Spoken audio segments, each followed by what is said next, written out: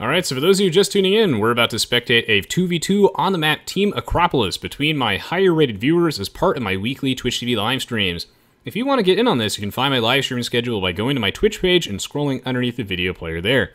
And if you follow me on Facebook and Twitter, you will get updates on when I'm streaming next. It's a 2v2 Acropolis. There's some very high-rated, high-skill players in this game, so it's going to be a blast. I'll show you guys what Acropolis looks like in just a moment. Right now, everyone in the chat has been super happy, super wholesome today. Grazini called Gazna beautiful, that's great, and I have to answer one of Peter Pone's questions in just a moment. So, without further ado, let's jump straight into the game. Peter Pone asked, what's my favorite Mesosid to play? That's a really tough question. I've been enjoying the Incas a lot recently, but I honestly like all of them. The rest of the questions could be really difficult for me to get through all that, because that one's a real long one. And we're into the game. If you were to ask me the other half of that later, though, maybe I'll have time to get to that. We're in the game, so the first thing I'm going to do is I'm going to take a brief moment to introduce the players. Oh, those guys are supposed to be on the same hill. That's not right. We've got Joe Nall playing as the Purple Magyars. The Magyars strike back. They're back yet again, and we've got Twist playing as the Blue Saracens. On the opposing team, it looks like Gazna and Grazini, even though Grazini just called Gazna beautiful, it looks like they're having a little bit of a breakup here. It's going to be the Teutons again. What? We just saw Magyars and Teutons during the last game I played today.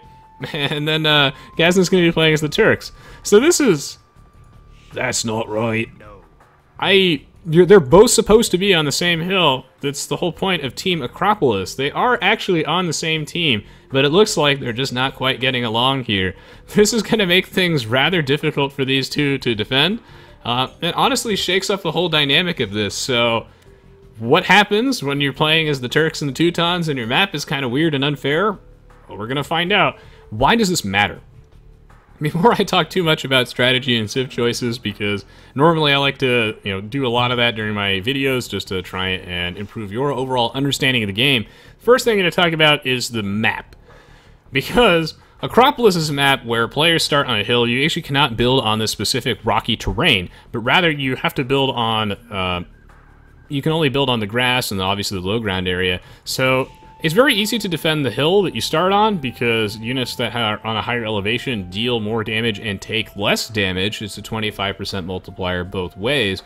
So that makes it very easy to defend your starting hill. However, you must inevitably expand to the low ground because that's where most of the wood is. That's where most of the wood, gold, and stone, and also for space to build.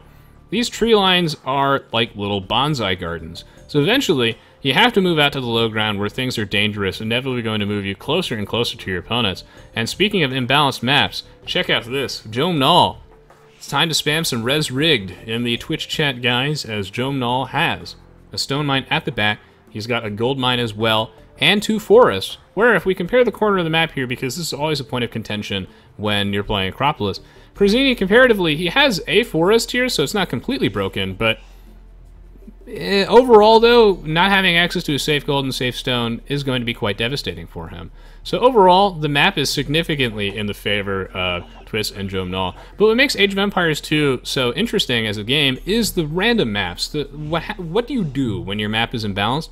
You don't lose the game, but rather it forces you to adapt and change your strategy. So here, when your map is really unfavorable, generally you want to be playing...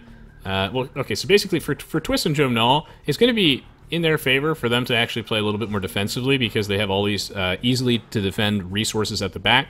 And if you're these two, I think playing aggressively is probably the better line of play considering how difficult it's going to be for them to defend.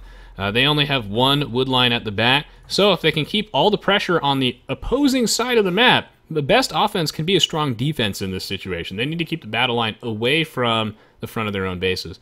This is also extremely bad for them that for some reason the 2 hills are not connected and they're having a little bit of a breakup right now. Why is that so bad? Because it just makes it harder for them to defend each other. You now have to walk all the way down this low ground, and that means that if there are some archers, for example, raiding Grazini's base, now, in case Gazna wants to defend him, he's going to have to fight on the low ground to deal with the archers that are camped here. So that's going to be a big deal. So we'll have to see if they can take advantage of it, and that's why they need to play aggressively to make sure that kind of thing doesn't happen. Meanwhile, Twist and Jomnal are going to have a great time defending each other, and I'm glad that the map is a little bit uneven like this, because Krazini is really strong, and the Krazini plus Gazna team is a little bit favored from a rating standpoint, so I think this should probably balance it out. Welcome back, Corbett. Good to see ya. This is going to be very interesting. Yeah, Tim K says sometimes you can usually do some sort of team wall on this map. That is true. It's going to be quite tricky, though, for Krazini and Gazna. I mean, obviously, they can wall towards the middle of the map, which is probably what they're going to do. But Team Acropolis is a very interesting, aggressive map that favors some rush strategies and really encourages you to actually attack each other. I would expect them to actually also team wall down the middle, that's also a thought, but earlier on in the game, that's not really going to be an option. So I feel like alleviating some pressure by rolling out with some scouts in the early game could be very beneficial for Krazini and Gazna if they want to keep Jomnal and Twist occupied. That way in the mid-game, we can establish a nice little team wall, split the map in half, keep the battle line away from our own hills, I think would be great. Mickey asks, what are those flowers besides the forest? It's just, purely a little piece of eye candy. Peter Pone asks, hey Rez, my second question was, which of the mesocivs do you think is a better natural strength than closed booming maps with late army comps? I think all of the mesocivs have fairly good late game. Obviously, the Mayans' economy can be really strong as the game drags on. You know, they get more value out of their gold mines and their stone mines. But their tech tree being a little bit more limited kind of hurts them. But, you know, I would say the Mayans have, like, the best eco out of all of them. I mean, the Aztecs, though, at least in, like, a closed booming situation. The Aztecs, obviously, on a map like Arena, where the Castle Age combat is super-duper relevant and monks are a thing, the Aztecs are way, way stronger on Arena. And the Aztecs' economy is a lot better than it appears, too, because the villagers have to spend a lot less time walking overall. So, yeah, the Aztecs are great, too. I'd say the Incas probably have, like, the weakest economy out of all of them, but the Incas have so many strengths at their disposal. They have a great, wide-open, broad tech tree. The llama at the start is excellent. The saving stone and buildings can certainly help, but yeah, hopefully it makes sense. Beat you back to Age of Empires. I'll beat you back to Age of Empires. Poor Jomnal has 10 to 20 seconds of idle time. Twist not able to lure that deer through here. HD unit pathing has betrayed him yet again, but look, the deer, very, very confused. And once again, I feel like it all works out. Krazini and Gazna with a pretty crap map, but I think this will even the game. Jomnal on his way to the feudal age. Looks like he might be thinking about scouts. And he's the Turks, so that's certainly a possibility. Actually, no, he's not. He's going to put down mining camps, so this could be archers or something like that, but either way, it actually might just be archers. What's Krazini going to do? Krazini actually might just go for a straight-up fast castle age. That's greedy as hell, but I don't know. I mean, he's putting down a barracks here, so this makes me think that he's actually going to try and wall himself off. This would be a lot easier if this was actually Team Acropolis rather than these two not being connected to each other. He's going to wall himself off, and I think he's just going to go for fast castle age. Based off the way his eco is set up, we see him stockpiling all the food. He's probably going to put down like a stable blacksmith, go straight to castle. This is extremely risky. He also thinks he can get away with this because he has that safe wood line at the back, so maybe. Oh yeah, I forgot. Yeah, one thing about Team Acropolis is you do start with 2 scouts, right? So he does get to do a little bit of damage with that. Krazini on his way to the feudal age. I mean, we'll see, actually. Honestly, it's not necessarily clear if he's going for fast castle age yet. So he might end up doing something else. Either way, he is mining gold here. He's going up 27 to 28 population. I mean, he's got 2 scouts here, so that seems like that's what his game plan is. And he might honestly be able to do that since he starts with 2 scouts, being able to bottle the opponents in their bases. He might be able to get away with this. Twist, though, and Jomnal are going to be our first team to the feudal age by far. And, of course, Jomnal going to be the Magyars, the civilization that, as I keep saying, is certainly a lot better than Reddit would have you believe. Sure, they probably do need a small buff, but this civ should not be underestimated. The difference between the top civs and the weakest civs, at least in the expansions, is honestly not that large, and the Magyars in the Imperial Age are a real force to be reckoned with. We don't often see their strong points really being utilized by pro players so far. For example, the Magyar Hussar is a unit that is insane. You know, it doesn't actually cost any gold, so you can't just look at its stats in a vacuum. It's an incredibly powerful unit. It's so darn good. It's a trash unit with excellent combat stats and attack bonus versus siege weapons, which is, you know, typically the weakness of the more trash value-focused strategy where you're trying to conserve your gold for like big siege weapons and whatnot, and then just focus on making like halberdiers, skirms, hussars, etc. The Magyar Hussar is insane. It just deals with all the siege weapons. It's a great, great unit that I just don't see getting enough play. But earlier on, though, the Magyars can kind of struggle a bit. Like, their Scout Rush is truly fantastic on they're just really, really, really, really, really good. But if the Scout Rush doesn't work out, this civilization kind of has a bit of an awkward mid-game where they have such an excellent late game with a broad tech tree, great set of bonuses, but it's just, if the Scouts and the Knights aren't working out for them, they're pretty screwed. So I do think that they need a small buff, but overall this Civ is pretty rock solid, I would say. It's a great little Civ here. And he is going to go for the Scouts, super predictable considering he's got the discount here, he's got the blacksmith upgrades. As soon as he builds a blacksmith, he'll be able to get that free forging.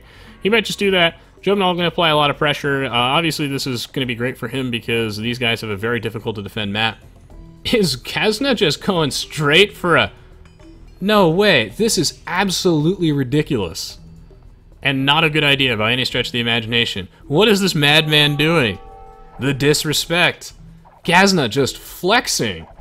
Flexing naked, right in front of Jomnal. What is he expecting here? Going for a fast castlage of blacksmith in a market on a map as aggressive as this. I really admire this. Gazna does not care. This man gives no fucks. Blacksmith in a market, you madman. If you're going for a fast castlage, I'd kind of recommend the Krazini-esque approach. I still believe that is, yeah, what he's doing. Which is you at least build a barracks, and you go with like a barracks, blacksmith, and then military building, like barracks, blacksmith, stable, or barracks, blacksmith, archer range. Sure, that's a little bit slower than the blacksmith plus market, but then you have military units to defend yourself. Without the barracks here, like, scouts are such a dominant force on a map like Acropolis, where speed is everything, and it favors rushing. See, now he has to put down the barracks. This is crazy. This is absolutely crazy. I would not recommend this one. We're definitely going to want to defend against this.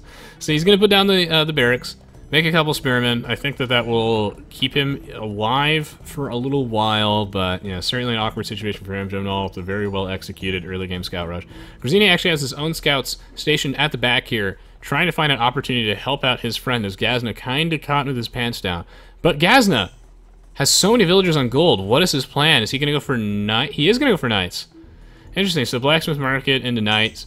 I think it just would have been better to not have the market, but you know, at least in the HD edition, this is something I've talked with Memb about before, is that since cartography is free, building an early game market in a team game in HD is honestly not that bad. Cartography can give you a huge boon because players typically aren't that excellent communicators. No one's going to be on voice chat pinging everything all the time. Being able to see everything and also use the market to adjust your economy can be very, very strong. Because cartography costs 100 food and 100 gold in the original game, building a market this early on, unless you're booming on like a closed map, is generally just not an efficient use of your resources. Get cartography later. But here, it's kind of fine. It's going to slow him down a bit. He does not actually have enough resources to really produce that many military units. I actually think a camel is the way to go.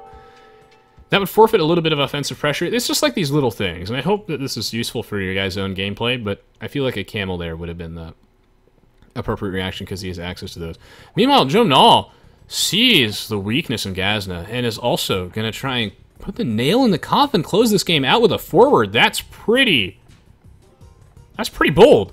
I don't think I would do this. Perhaps Jomnal getting a little too excited, overstaying his welcome, trying to flex a little bit too hard of his own, and now Grazini gonna make some knights, but Twist has the momentum. He has fletching, he has got a bunch of archers, so Grazini's gonna have to mass up his knights, and the momentum should swing back again, and we'll have to see how far is Twist from the Castle Age. He's actually a little bit far from the Castle Age. In fact, he's not even gonna bring any of his military units forward because he knows that the momentum will shift soon, and he is gonna have to retreat. In fact, yeah, he's going to retreat now. I think this will be fine because he's a fairly large army. He just needs to get to the Castle Age Prano to stay in the game. Meanwhile, these knights are running from scout cavalry. Never in my life would I think I would see this. But Gazna will be able to win this fight anyway, though, because knights are still great versus scouts. I just think one camel would have been plenty here. I don't think that makes a huge difference, honestly. You lose a bit of offensive pressure going for that in the initial camel unit because it's got just lower attack, weaker stats in general. But yeah, that would deal with that quite nicely. The Knights, though, a much better offensive unit. This watchtower is insane. The absolute madman. This will not work. He is going to block it off. Wow, he's going to block off these... This is a huge waste of wood. Protecting these villagers is not worth it. This rush is over. O-V-A-H, over.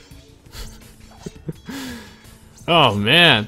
It will distract Gazna a bit. I think that this was bold. I think that Jomnal overestimated the amount of military lead that he had. I know that Gazna went for the market, which meant he was vulnerable, and you always want to look for those openings and take advantage of them when you're pressuring your opponent. Look for that weakness. This is something that a really skilled player will look at. But it's not a big enough of a downside here. It's not going to slow down Gazna enough to allow that watchtower to come down. So Jomnal going to lose a couple of his villagers, going to lose a watchtower, and it's going to leave him straight in the feudal age, which is bad news bears for him. Being stuck in the feudal age, having to deal with knights is quite awful, but Twist has a very large army able to defend himself. Twist going to get to the castle age in time. He will be fine, but he's going to get pressured now by Krazini's own knights. Going to be a big problem for him. Meanwhile, though, like, I put down another tower. This guy's crazy, and I love him so much. You go get him, Jomnal. I mean, honestly, building another watchtower here, I feel like this is still a waste, but it's really cute, because it is forcing a ton of idle time from Gazna. And Gazna's not actually able to move out with his own knights, so you could say in that respect it is worth it, and that's just an interesting play in general. He will inevitably lose this, but actually no. The secondary watchtower was worth it. This one is probably not, but I feel like while he was there, this was actually the right play to do. It's difficult to evaluate, but since he had already committed to this, it would be a waste of his forward, and an even bigger waste of resources to not put down the secondary tower. Because he actually boxed this in, he did this really well. He's actually zoning Gazna off both of his gold mines. Wow, which will stop all the knights from coming down. He's going to inevitably lose the defensive watchtower. Good choice by Gazna. Great way to just kind of pick these off from a safe distance of your own. Great way to deal with your own with opponent's tower rush by making your own towers. But wow, that was a well-placed offensive watchtower. Gonna stop Gazna from making any sort of knights. Great play by Jomnal. But of course, Gazna managed to get to the castle age. He has a pretty solid lead. Jomnal and Twist on their way too. This is a huge army of crossbows for Twist. Wow. Well, there's soon to be crossbows. That's going to be an excellent power spike for him. Meanwhile, Jomnal with a couple of spears at his own base. His economy pretty weak. Interesting to see these two on the back foot, but it's great to see Krazini playing aggressively. Got to contain your opponents when your own map is a lot weaker. Meanwhile, Jomnal not going to be able to go to the castle age anytime soon, but he did build a market, which was a great play again on his part. The market is a unit, is a building that is tragically underrated by players and not utilized enough. In a situation like this, you need to build a market to readjust your economy manually. You can't possibly wait for your villagers to do it organically. And here, this will allow him to stay in the game. And this is honestly a game-winning play, and that if he didn't do this, it would slow down his castle age by maybe 2 minutes or something like that, giving his opponent so much breathing room. It's only a matter of time before Gazna moves out, and speak of the devil, here he comes. Krazini swinging around the right side, but Twist in the castle age now. What's the status report on that crossbowman upgrade? So 50%. He's going to try and wait for that and Bodkin arrow to engage here, but Krazini wants to force the issue. What a tricky game. Pete says, I think it's generally a bad move to forward on 2 people in the castle age where you're in feudal. I agree. I definitely agree. But I think that since he had already decided to do that, I do like this tower here, as I think he got a ton of value out of this, but I think in general I would not have gone down that line of play. So, but if you were going to go down that route, I think that tower was brilliant, but I would agree. It's as Pete says, you know, when you're dealing with 2 people who are in the castle age, and they're this close to each other because it's Team Acropolis, and you're in the feudal age, that forward is... You have to have a colossal military lead to get away with that. So Krazini is in a tough spot. He's going to get cut off here by Twist. Great positioning by Twist, knowing that Krazini wants to exit out of the base this way. And now, Krazini going to try and do a split to juke some of those arrow shots. He is going to lose some knights. Wow, so actually pretty solid micro here from Krazini. Will somehow escape his knights out this way. He did not want to have to run them around the backside over here, as he still wants to apply pressure on the right, hopefully to find these villagers building a town center over there. So Krazini does escape from here, but Twist, with a good swing around the back, does manage to pick up a couple of knights. Some excellent positioning here. And now, Gazna moving forward with a forward of his own. These people are crazy. Very aggressive game here. Assassin, welcome to the stream. Yes. Let's go back to wholesome chat, everybody. Talk more about fun things. So, speaking of fun things, we've got a forward here, and it's backed by Krazini. How on earth will Jomnal defend against this? We're gonna have to find out. So Jomnal, I believe, does see this, because he just pulled a bunch of his villagers off the line. No, he does not. Actually, he doesn't even have town watch yet. We can tell based off the line of sight on his buildings. This says we need to do eco damage. I agree. The eco lead that Krazini has is actually almost insurmountable at this point, but it's not too late yet. Gazna's eco is actually very weak, so overall this game is super close. As long as they can counterattack at some point, they just need to counterattack and do some damage to Krazini. Otherwise, well, Krazini's going to keep pulling further and further ahead, and that's going to be very difficult for them to deal with. Meanwhile, Castle Drop here, coming out. Oh my god. No town watch. This is when Togaraki's like, dude, look at the Korean line of sight in their villagers. That's pretty sick. He would have seen this coming. But alas, he's not the Koreans. He's the Magyars, and he's gonna get cleaned up, blown back by Krazini's knights. Absolute disaster for Jomnal. Castle denied. Villagers denied, and he has no idea that this castle is going up. Gazna gonna put this here to not only deny this gold mine, but also apply some pressure on the front. What a ridiculous game. I don't like castle dropping generally on Acropolis because you're inevitably going to be at an elevation disadvantage right off the bat, and as soon as your opponent gets to the Imperial Age, they're gonna win the Treb War because you're at the bottom side of the hill, and so these castles are super easy to remove. At the same time, he's gonna get away with murder here, essentially. Jomnal, not going to get to the Imperial Age anytime soon, and he's going to lose a gold mine, of which Gazna can kind of strip mine that out pretty easily with his Turks gold mining bonus. It's pretty snazzy. Meanwhile, Twist looking for an opportunity to move out, apply some offensive pressure forward, because he's right. They need to do some damage to that economy.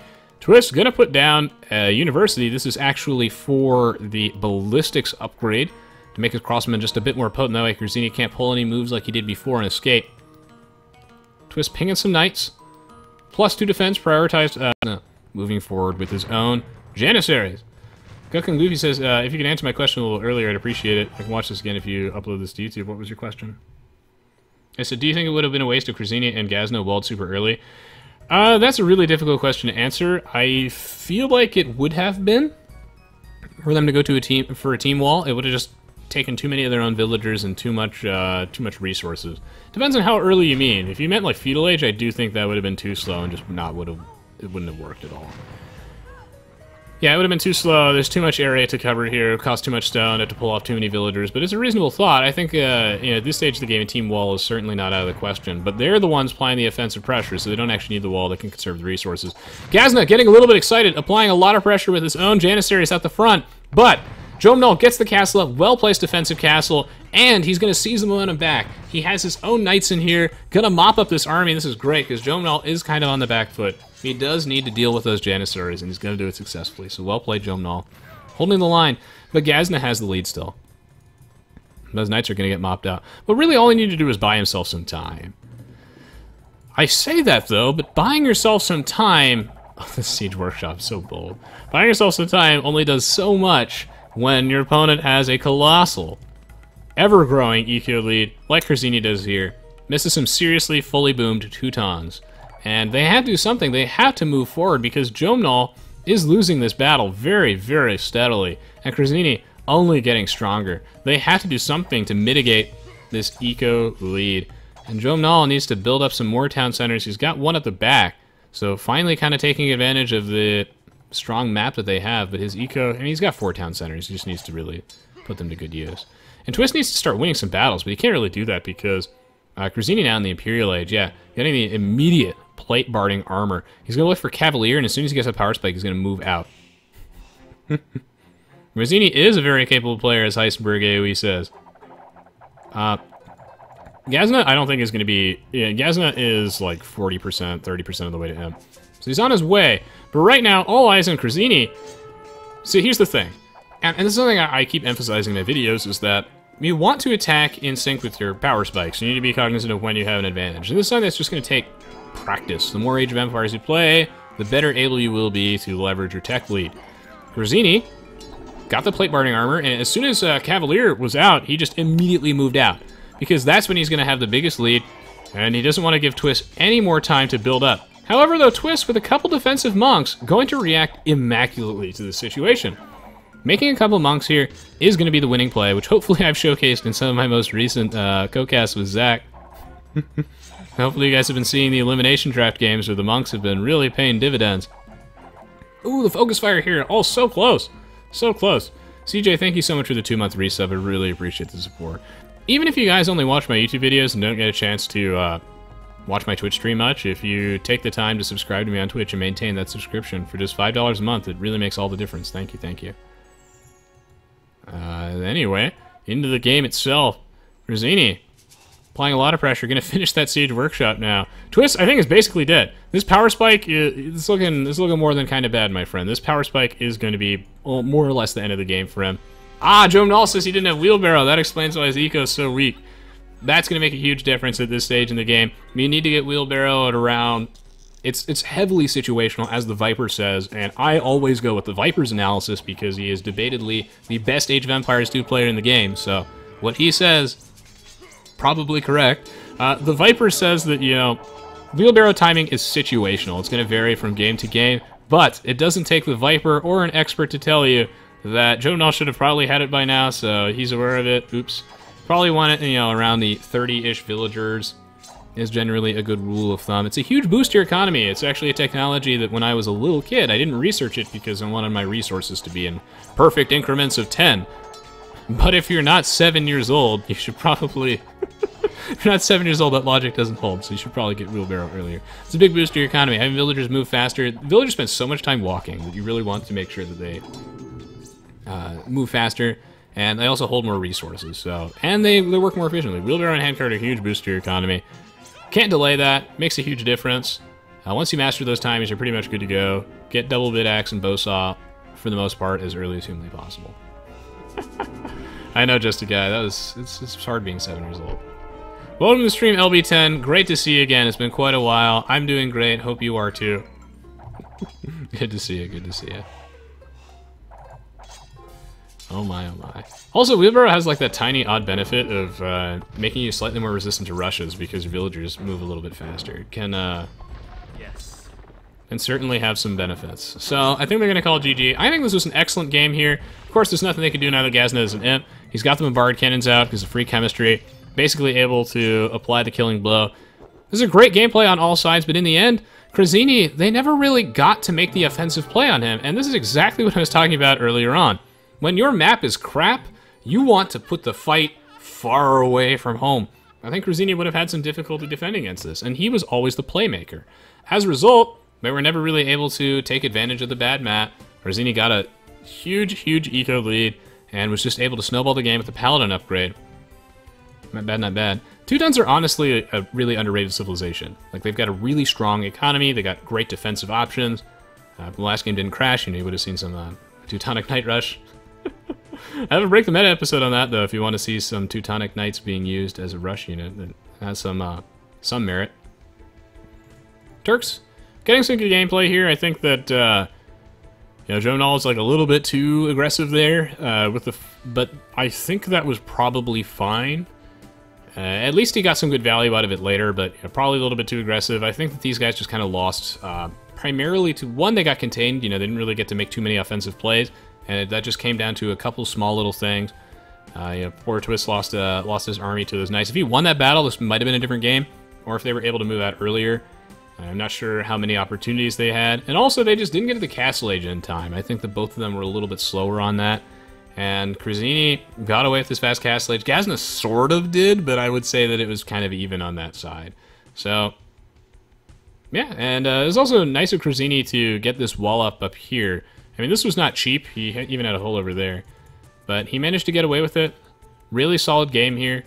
This goes to show that your map generation certainly isn't everything, and what it does, it just forces you to adapt your strategy. GG, well played.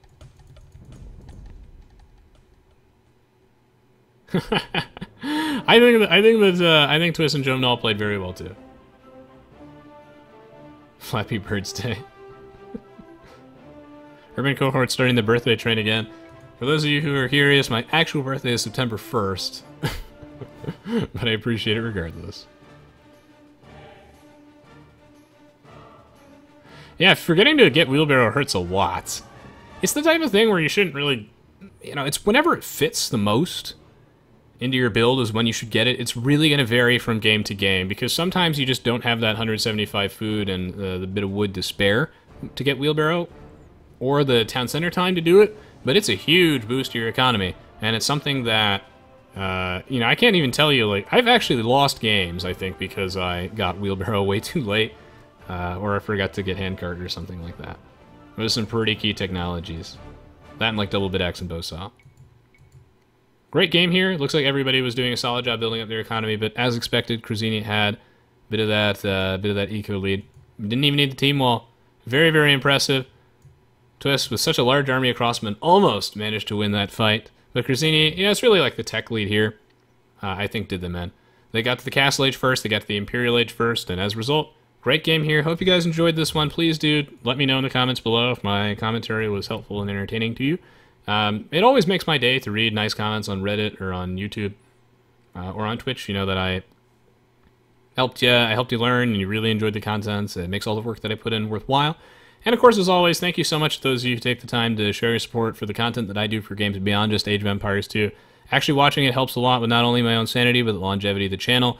We're exposing people from other gaming communities to Age of Empires 2. We're letting me have some fun. We're broadening our community. It's super duper important, so thank you. And, yeah, GG, well played. Thank you, Thirsty Fox. Urban Courts is your winner. It's a great game, it's a great game. We'll be right back, though. Don't go anywhere, guys. Stay tuned, stay tuned. But I think that since Journey to Ungoro just came out, I would like to do just a little bit of Hearthstone now, since I've done my Age of Empires quota for the day, just to have some fun. I've been super busy with work, so I didn't get that much of a chance to play some Ungoro, so we'll do a little bit of that. Can't wait to check out the new cards. So yeah, stay tuned. We'll be right back. Plenty more Age of Empires 2 content on my YouTube channel. Links below. Don't forget to follow me on Facebook and Twitter. BRB. Oh yeah, and if you're new to the game and you want to get in on this, then the Night Rush tutorial that I have, which I'll post in the Twitch chat now so you can see it on the screen, is probably my most useful tutorial, I would say. And it's just super recommended that you watch this before you jump into online play. Of course, all my other videos are a great resource, but this one is a very, very good one, I think. So it's the Fast Castle Age Night Rush build economy boom.